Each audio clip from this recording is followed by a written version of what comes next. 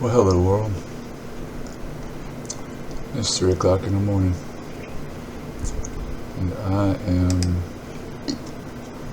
awake. It's Tuesday morning, Monday night, whatever. I'm just, I've been sick, and,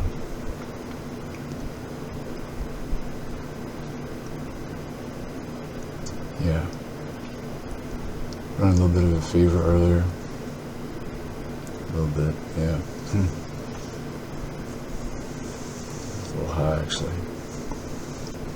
It scared me. I thought I had COVID. I'm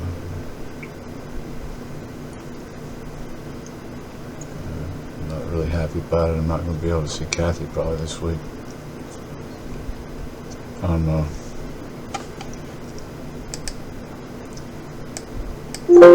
I'm supposed to travel next week. Gotta take her home and then turn around and go pick Mom up. I'm flying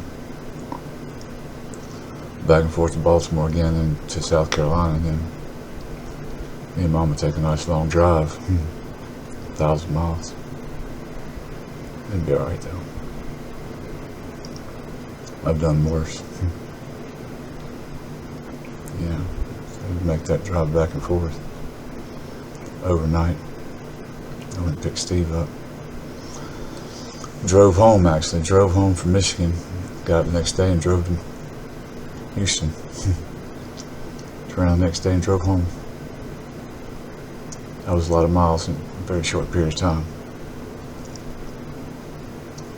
Yeah, Steve came and lived with us for a little while.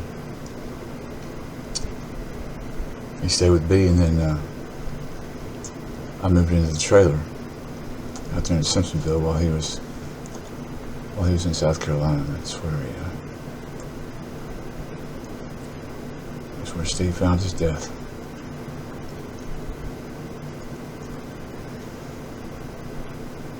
Drinking and driving. What a tragedy.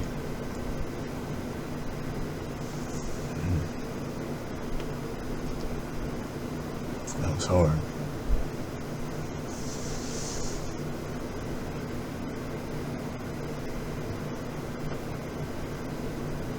I thought about that in a long time. There's some memories I wish I couldn't pull back up, to be honest with you. It's a great tragedy in my life. When Steve died, it was just a few months before my birthday. 2 weeks, I'm sorry. 2 weeks. He passed away in September. And I found him, on my birthday. Same day my grandmother died. Boy, we talked about it piling up. What sure did then. And my sister and my brother-in-law and my in-laws had to come. Alan and Steve's mama had to come, and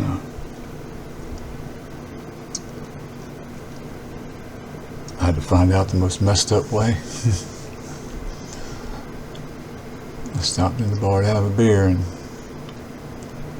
the girl there at the bar was giving me sympathy for something I don't even know what she was giving me sympathy for, and she had to tell me. It was on the news. He flipped on the TV, the 5:30 news, and there it was. Steve. It's funny. They were out looking for bank robbers. And they flew across him in a field where he was laying dead. That's how they found him.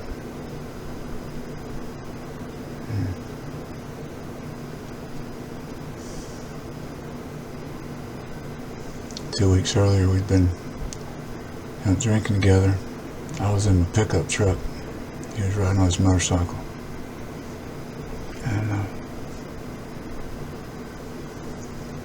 I knew he'd had too much to drink. I tried to talk him into taking his bike and throwing it up in the back of the truck and us going and getting something to eat together. going down to the Waffle House. I was going to buy him breakfast. He wouldn't have it. He wouldn't have it. He just wasn't going to have it.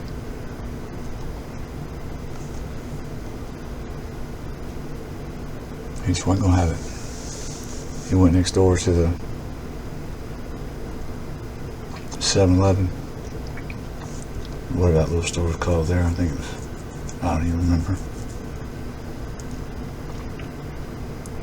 It's right there next to Clancy's on West Georgia Road, right there at 385. And he took off out of that little convenience store, and I was right behind him, but he passed a couple cars, got out in front of him.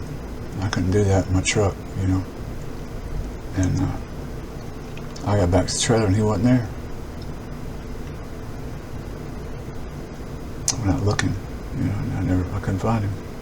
I never found him. They found him in a helicopter 2 weeks later. He'd been laying out there for 2 weeks.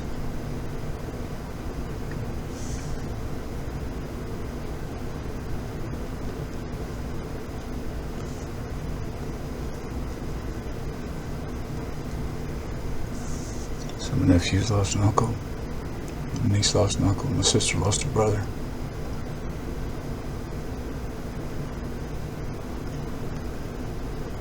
Yeah. I couldn't talk him off a damn motorcycle. Yeah, I got regrets. I got plenty of regrets.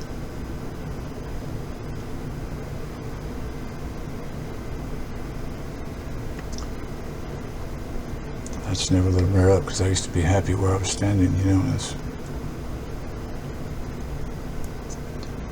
I'm not so happy anymore. I don't have a wife anymore. My daughter's gone.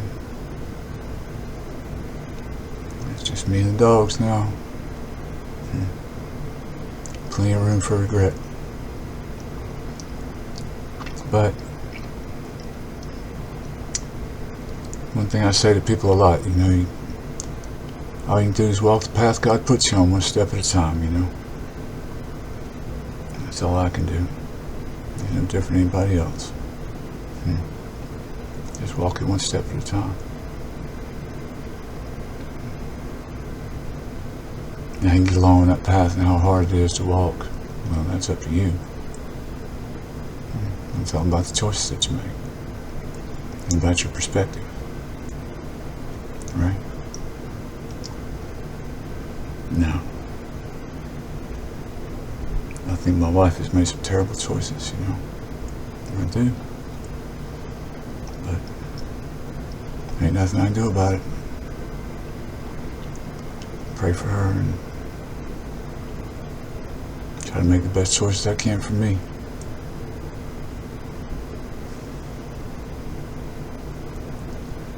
It tears me up, you know.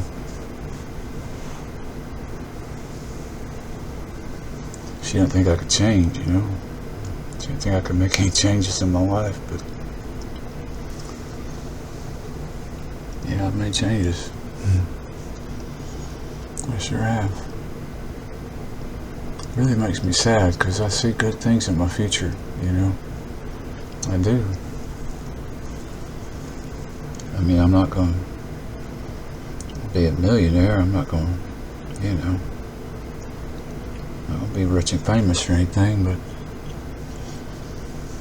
you know, I have things I'm going to do. I have things to accomplish. I'm going to accomplish them. And it really makes me sad that Connie's not going to be here with me, because I love her. I still love that woman. I'd give anything, just anything, if she'd just give me the chance to come up here. Just come home, you know. Hell, just give me the summer. See how things shake out the next couple of months, you know. Pay the bills down here and see what happens, you know. But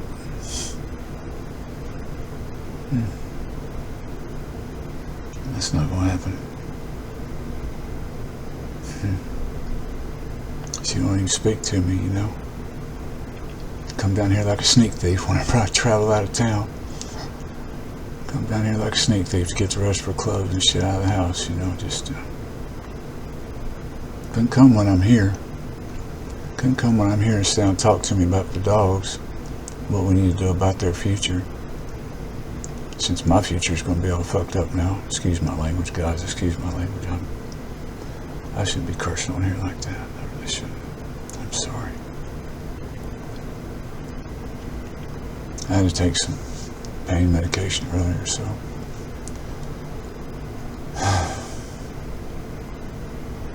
sorry about that. I'm a little out of it. It's probably while I'm awake.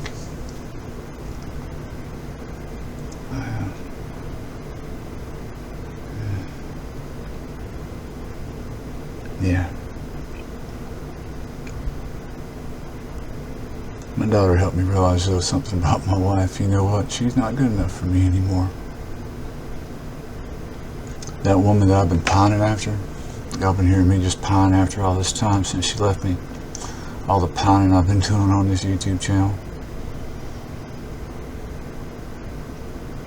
That wife, she's just a figment of my imagination. You know? That Connie Lee Seabold that I've been pining after, she doesn't exist anymore. Yeah, that's just the woman I've been dreaming about. That's not the real Connie.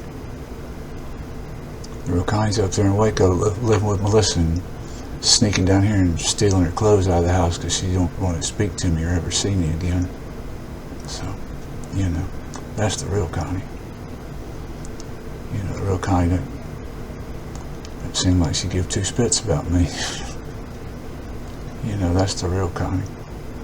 I mean, she's up there surrounded by her friends that, you know, love her so much they talked her into a divorce.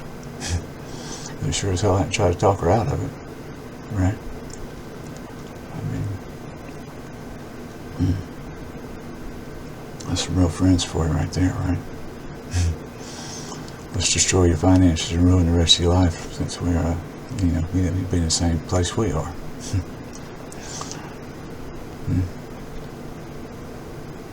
No, he can't change. And I can't change. And I can't work through the changes of the hill. I can't pick up my Bible. I can't fall down on my knees and scream out to my Lord and Savior, save me, change me, help me, heal me.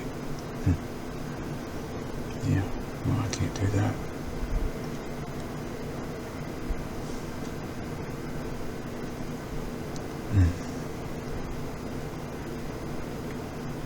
Yeah, it's just been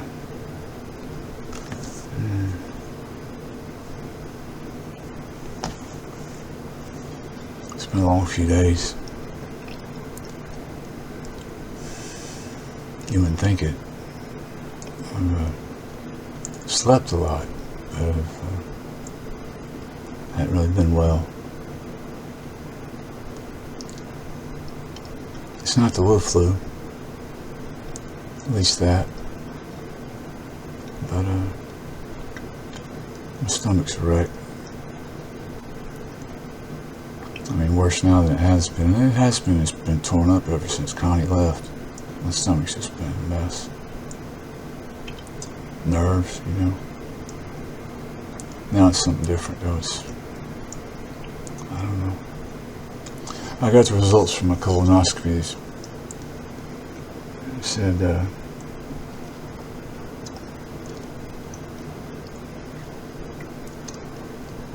something in my stomach, but you know, it's not cancer, so it's some unknown thing. They don't know what the heck is going on, what it is. He was trying to figure out why I'm losing so much weight. Well, that's easy, because I don't eat. I got no appetite.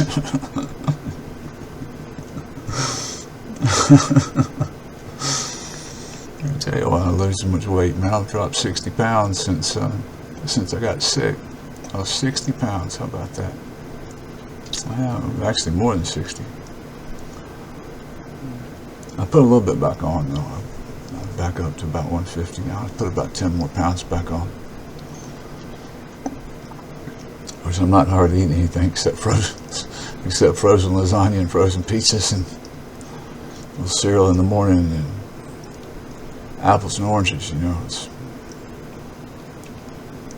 eating a lot of fruit bars, frozen fruit bars. There's frozen strawberry and watermelon fruit bars. Anyway, but I need to keep an eye on my blood sugar. Drinking all this juice. That's all I'm drinking too is fruit juice. I haven't even been drinking any tea. Somebody made tea and I put it in my refrigerator. I just poured it out. Of course, it smelled like poison. I poured it down the sink. I don't have any flavor. I don't have any taste for tea anymore.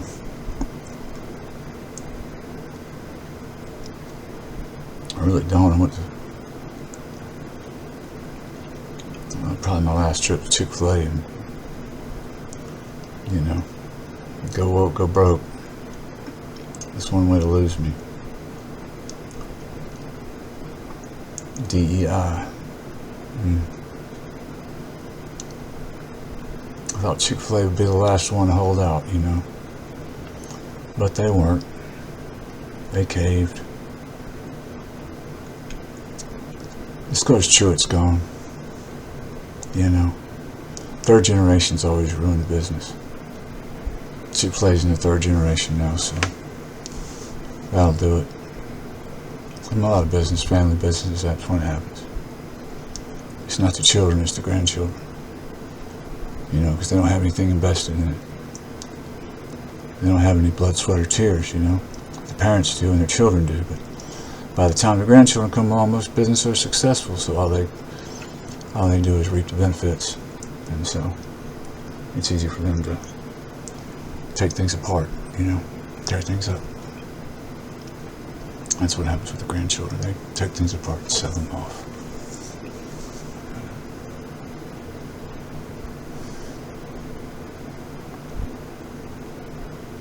And it was hard to come to that realization.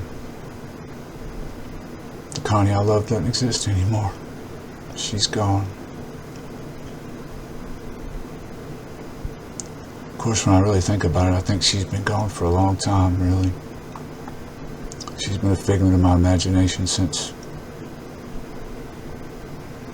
gosh, probably at least a couple of years now. Since she moved out of my bedroom,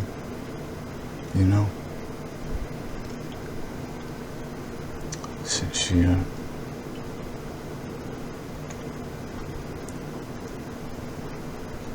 she took that job. That was a stab in the heart, It really was.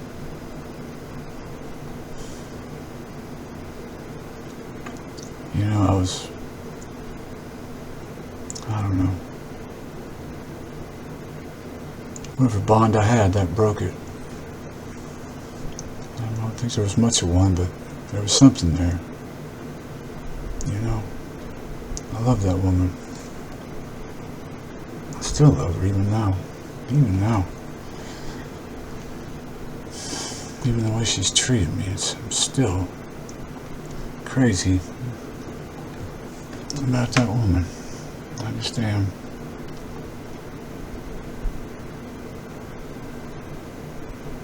If she wanted to avoid what was coming, all she had to do was pick up the phone and say, "Jason, I want to come home." I'd tell her the door's unlocked. Come on home.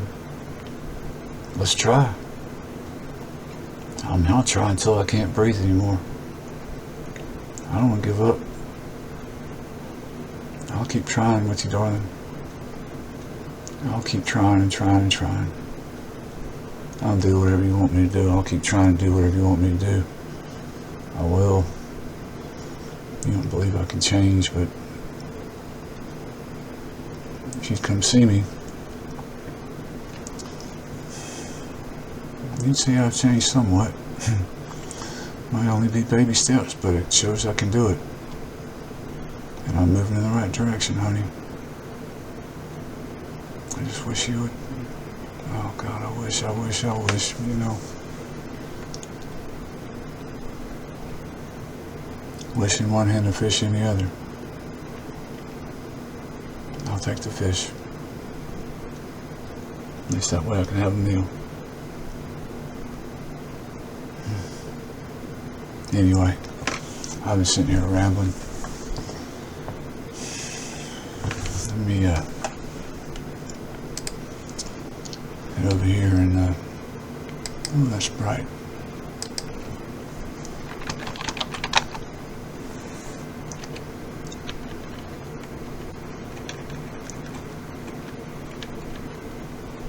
Let's look this up real quick.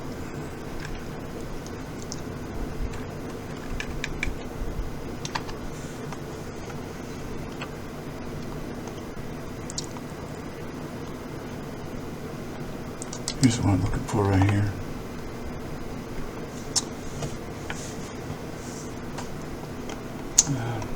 Yeah, that's not really it. At least that wasn't it.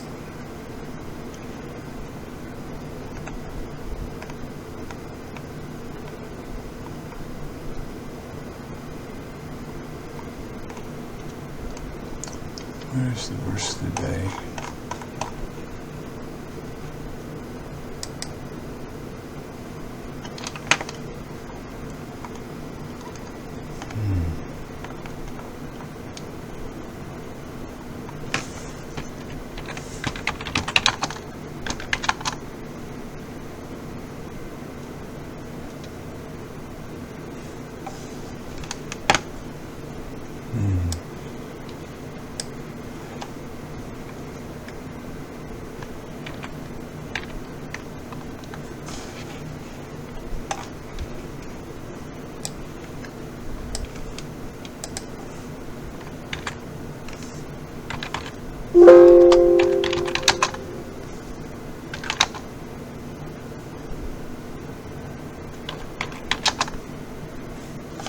There it is.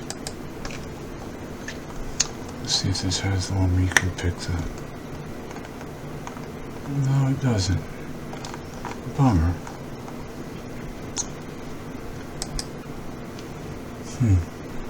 Oh well. I was looking to see if you could look at the previous verse of the days. Yeah, well, I guess not. So...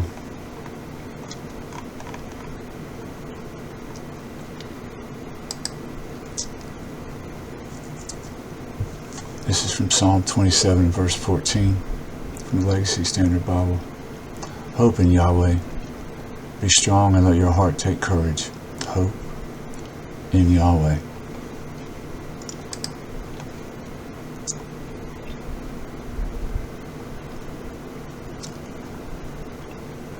This is this is a good psalm. Yahweh is my light and my salvation, whom shall I fear? Yahweh is the strong defense of my life, whom shall I dread? When evildoers came upon me to devour my flesh, my adversaries and my enemies, they stumbled and fell. Though a host encamp against me, my heart will not fear. Though war arise against me, in this I trust. One thing I have asked from Yahweh, that I shall seek, that I may dwell in the house of Yahweh all the days of my life, to behold the beauty of Yahweh and to inquire in his temple. For in the day of calamity he will conceal me in his shelter. In the secret place of his tent he will hide me. He will lift me up on a rock. And now my head will be lifted up above my enemies around me, and I will offer in his tent sacrifices with loud shouts of joy. I will sing, and I will sing praises to Yahweh. Hear, O Yahweh, when I call with my voice, and be gracious to me and answer me. On your behalf my heart says, seek my face. Your face, O Yahweh, I shall seek. Do not hide your face from me. Do not turn your slave away in anger. You have been my help. Do not abandon me and do not forsake me, O God of my salvation. For my father and my mother have forsaken me, but Yahweh will take me up. Instruct me in your way, O Yahweh, and lead me in a level path because of my foes. Do not give me over to the desire of my adversaries, for false witnesses have risen against me, and such as breathe out violence. I would have despaired unless I had believed that I would see the goodness of Yahweh in the land of the living. Hope in Yahweh. Be strong and let your heart take courage. Hope in Yahweh. Psalm 27 from the Legacy Standard Bible. That's good stuff. God is the light. God is my salvation. Amen and amen. Well, I'm gonna go try and get a little more sleep, some sleep, whatever it is. Y'all have a blessed Tuesday, and I'm gonna go get some wood tomorrow. I got a planer in, and all I really need is some wood, and I need a connector between my dust collector and my tools. So I'm gonna try to get that taken care of tomorrow as well. But we're gonna start some woodworking tomorrow, even if I just build a few birdhouses. I'm gonna put something together. I'm not gonna be able to run my quilter until Mama gets here, but we're gonna get that squared away when she gets here. But I'm gonna do some woodworking tomorrow.